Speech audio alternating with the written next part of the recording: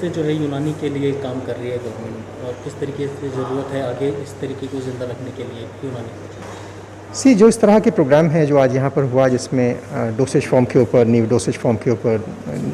यूनानी की dose designing के ऊपर जो इस तरह के प्रोग्राम्स हैं, ये बहुत अच्छे प्रोग्राम हैं, खुशाइंद हैं, और आजकल इसकी सख्त ज़रूरत है कि इस तरह के प्रोग्राम्स होने चाहिए। और जो रिसर्चेस की बात अभी यहाँ पर हो रही थी, ऐसी बहुत सारी रिसर्चेस हिंदुस्तान के मुख्तलिफ़ इदारों में हो रही हैं जो यूनानी के सिलसिले में हैं, और गवर्नमेंट ऑफ इंडिया, CCRM हो या दूसरे ऐसे इंस्टीट्यूशंस हों, उनके ज़रिए से, और बहुत सारी स्कीम्स हैं सरकार की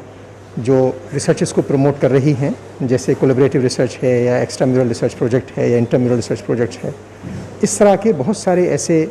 प्रोजेक्ट्स हैं जो सरकार उनको फ़ंड करती है, सरकार उनको हैंड होल्डिंग करती है, सरकार अपने एक्सपर्ट्स के थ्रू उनको गाइड करती है। तो ऐसे बहुत सारे काम सरकार कर रही है, जिससे न सिर्फ यूनानी सिस्टम ऑफ मेडिसिन के, बल्कि दूसरे ऐसे ट्रेडिशनल सिस्टम ऑफ मेडिसिन के और दूसरे सिस्टम्स के जो नई वेन्यूज़ हैं उनको खोला जाए और उनके ऊपर नई रिसर्चेस की जाएँ। जो लोग इसमें यूनानी के लिए काम कर रहे हैं, किस तरीके से आगे बढ़ावा कर सकते हैं इसमें? देखिए, इसका तरीका यही है कि इस तरह के सेमिनार्स किए जाएँ, और जो सरकार की पॉलिसीज़ हैं उनको देखा जाए, उनको समझा जाए, और उससे फ़ायदा उठाया जाए। और इस तरह के बहुत सारे ऐसे प्रोजेक्ट्स हैं जो रिसर्च के प्रोजेक्ट्स हैं, उनमें आगे आना चाहिए। लोगों को उनके बेसिस के ऊपर अपने प्रपोजल्स बनाने चाहिए, और जो सरकार के एक्सपर्ट्स हैं जो सरकार ने आइडेंटिफाई कर रखे हैं, उनके साथ भी लोग जुड़ सकते हैं। वो ओपन हैं, अवेलेबल हैं, और इस तरह के कोलैबोरेशंस कर सकते हैं। गवर्नमेंट क्या कर रही है इस तरीके से? गवर्नमेंट बहुत सारे काम कर रही है इनको साइंस को आगे बढ़ाने में, वो चाहे यूनानी हो, चाहे आयुर्वेदा हो, चाहे सिद्धा हो, होम्योपैथी हो, योगा हो, सोवरिकपा हो,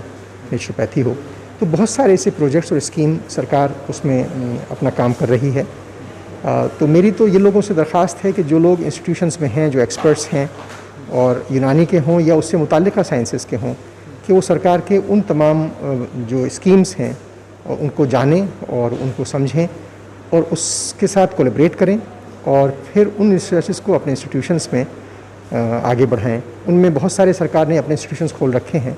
जैसे CCRM के अपने 22-23 कैंपसेस हैं इंडिया के अंदर, जिसमें से बहुत सारे प्योर लेबोरेटरीज़ के हैं, बहुत सारे ऐसे हैं जो नेशनल इंस्टीट्यूशंस हैं, या रीजनल इंस्टीट्यूशंस हैं, या सेंट्रल इंस्टीट्यूशंस हैं। तो उनमें बहुत सारा काम हो रहा है, और एक मल्टीडिसिप्लिनरी अप्रोच के साथ काम हो रहा है। और कई दफ़ा पैरेलल साइंसेस को आगे बढ़ाने के लिए सरकार इस तरह की सहूलत प्रोवाइड करती है कि जो बाहर के एक्सपर्ट्स हैं, जैसे एम्स में हैं, या नाइपर में हैं, या मुंबई यूनिवर्सिटी में हैं, जामिया हमदर्द में हैं, JNU में हैं, वल्लभ भाई पटेल में हैं, ऐसे बहुत सारे इंस्टीट्यूशंस के साथ ये हमारे इंस्टीट्यूशंस जो हैं वो कोलैबोरेट करते हैं, और कोलैबोरेटिव रिसर्च को भी आगे बढ़ावा देते हैं। सर, आखिरी सवाल, जिस तरीके से ये पेंडेमिक रहा, लोग एलोपैथिक के साथ में आयुर्वेदिक की तरफ जो है ज़्यादा तवज्जो दिए हैं, यूनानी इसमें क्या रोल अदा कर सकते हैं? देखिए, यूनानी के पेंडेमिक में जो ये पेंडेमिक हुआ है, इस पेंडेमिक में आयुष मेडिसिन ने, आयुष सिस्टम्स ने बहुत काम किया है, और आयुष मिनिस्ट्री ने बहुत ज़्यादा काम किया है, जिसके अंदर बहुत सारी दवाएँ, बहुत सारे जो शांदे, काढ़े, और बहुत सारी ऐसी immune enhancing medicines Ayush ministry ने आगे बढ़ाई हैं। उनके ऊपर रिसर्चेज़ हुई हैं, उनको स्टैंडर्डाइज़ किया गया है, और देश भर में बहुत सारे ऐसे प्रोजेक्ट्स किए गए हैं जिनके अंदर के ये जानने की कोशिश की गई है कि हमारी इन दवाओं से कितना फ़ायदा होता है, और लोगों को कितना सपोर्ट भी हमने पहुंचाने की कोशिश करी है। लाखों लोगों को उसका फ़ायदा हुआ है, मिलियंस में फ़ायदा हुआ है। बहुत सारे रिसर्च प्रोजेक्ट्स तमाम साइंसेज में, ट्रेडिशनल सिस्टम्स ऑफ मेडिसिन में हुए हैं, जिनके अंदर बहुत सारी, एक नई बात यह है कि एड ऑन थेरेपीज़ के कई सारे रिसर्चेज़ हुई हैं। न सिर्फ ये कि उसमें हमारी अपनी दवाएँ दी गई हैं, बल्कि जहाँ पर एलोपैथी के कुछ अस्पताल हैं जहाँ पर के ऑलरेडी कोविड वार्ड्स डिक्लेयर्ड हैं, कोविड मैनेजमेंट सेंटर्स डिक्लेयर्ड हैं, उनमें भी एड ऑन थेरेपी के तौर पर Unani system of medicine, Ayurveda system of medicine, Siddha system of medicine, बहुत सारे ऐसे collaborative research projects add on therapies के भी हो रहे हैं। और ये भी फ़ायदा लगाने की कोशिश कर रहे हैं कि एलोन या साथ में मिलके एडजुवेंट के तौर पर हम कितना फ़ायदा पहुंचा सकते हैं ऐसे मरीज़ों को, उसको मैनेज करने में। Thank you. पब्लिक अवेयरनेस के लिए बहुत सारे प्रोग्राम्स आयुष मिनिस्ट्री चला रही है अपने मुख्तलिफ ऑर्गेनाइजेशंस के थ्रू। जैसे मैंने यही बताया, बहुत सारी दवाएँ हैं जिनको डिस्ट्रीब्यूट कराया गया है, लाखों की तादाद में मुख्तलिफ स्टेट्स में इन दवाओं को बांटा गया है, लोगों को पहुँचाया गया है, उसके डेटा इकट्ठे किए गए हैं, अखबारों के ज़रिए से, सेमिनार्स के ज़रिए से, वेबिनार्स के ज़रिए से, फेसबुक के ज़रिए से, सोशल मीडिया के ज़रिए से, ऐसे जो भी हद इम्कान कोशिश हो सकती है, सरकार ने अपनी पूरी कोशिश की है उन तमाम इंस्टीट्यूशन तक और तमाम लोगों तक पहुँचने के लिए। Thank you very much. आज का प्रोग्राम वर्ल्ड यूनानी फाउंडेशन एक एसोसिएशन है जो यूनानी ड्रग मैन्युफैक्चरर्स एसोसिएशन से इसका ताल्लुक़ है, तो ये स्कूल ऑफ यूनानी मेडिकल एजुकेशन जामिया हमदर्द और वर्ल्ड यूनानी फाउंडेशन के इश्तराक से प्रोग्राम आज स्टार्ट हुआ। प्रोग्राम करने का ख़ास मकसद था कि जो डोजेज फार्म हैं, जो दवाइयों की जो फार्म्स हैं, दवाइयों के जो कहना चाहिए कि बल्क्स हैं, उनको मॉडिफाई करना, इसका मकसद प्रोग्राम का ये था। तो जैसे आप देखते हैं कि यूनानी दवाइयाँ जैसे खमीरा, माजून, इतरीफल, सफ़ूफ, पीस पाउडर को कहते हैं, बहुत सारी फार्म्स में थी। तो एक तो आज के दौर में 15 से 20% लोग डायबिटिक हो गए हैं, और ये जो खमीरा और माजून हैं ये शुगर बेस्ड हैं। तो ऑब्वियसली कि जो पेशेंट शुगर से ग्रस्त हैं, शुगर से अफेक्टेड हैं, वो उन दवाइयों का इस्तेमाल नहीं कर सकते।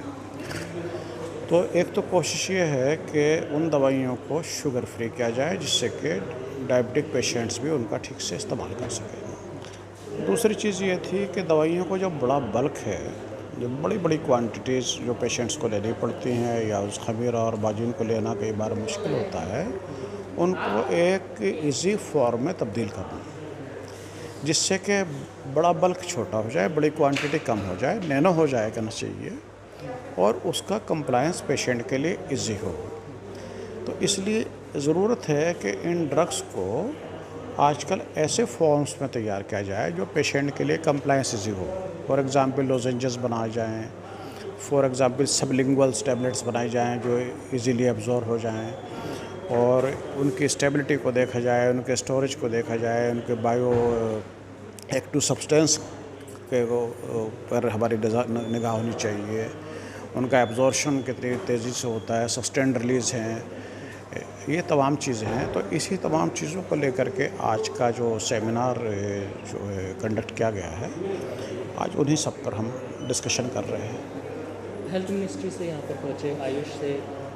कौन थे, क्या जो है बोल करके गए? हेल्थ मिनिस्ट्री से हमारे प्रोफेसर आसिफ अली खान साहब जो एडवाइज़र हैं यूनानी के,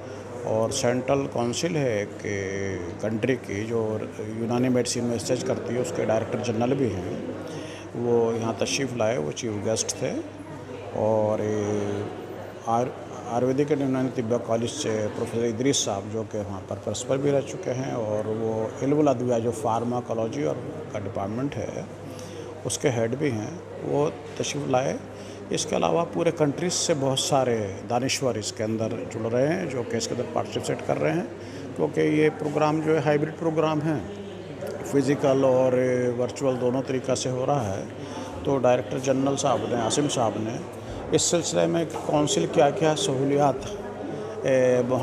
फ़राहम करा सकती है इंडस्ट्रीज़ को और इंस्टीट्यूशंस को, कि उनके कोलैबोरेशन से ड्रग की डोजेज को, इनकी फॉर्म्स को हम चेंज कर सकें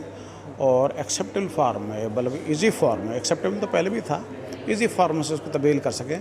ये डायरेक्टर जनरल का आज का मैसेज था। और कुछ कहना चाहेंगे? बस मैं कहना चाहूँगा कि दवाइयों का जहाँ तक के मामला है फराहमी का, तो उनकी शक्लों को तब्दील करना, अच्छी शक्ल में लाना, और यूनानी का प्रोपगेशन एक आज बड़ा चैलेंज है। जैसे कि मैं पहले भी कहा कि नेशनल कमीशन में जो जगह यूनानी को मिलना चाहिए थी, वो जगह उसमें मिल नहीं सकी, और यही मामला सर्जरी के पार्ट पे भी हुआ कि हमारा जो कहना चाहिए कि सिस्टर पैथी आयुर्वेदा, उसको सर्जरी के लिए एक सेपरेट गज़ट नोटिफाई हुआ जो कि यूनानी के लिए नहीं हुआ। तो क्योंकि दोनों पैथी सिमिलर पैथी हैं और दोनों का जो स्पेन है मोर और लेस एक ही जैसा है, पूरे कंट्री में और कंट्री के बाहर भी ये पैथीज प्रैक्टिस की जाती हैं। जहाँ तक अगर मैं सही हूँ तो मैं कह सकता हूँ कि तकरीबन 40 कंट्रीज़ में यूनानी पैथी किसी न किसी के नाम से प्रैक्टिस की जाती है। तो जिस पैथी का इतना बड़ा स्पेन हो और जो जिसका इतिहास 4000 साल पुराना हो, तो ऑब्वियसली उसके लिए एक कहना चाहिए कि सही जगह, एक सही प्लेस मिलना वक्त की ज़रूरत है, और वो उसको सही जगह मिलेगी तो ये थेरेपीज़, ये पैथीज़ जो है तरक्की करेंगे और कहना चाहिए मानवता की खिदमत कर सकेंगे, ह्यूमन काइंड की खिदमत कर सकेंगे, जो वक्त की ज़रूरत भी है।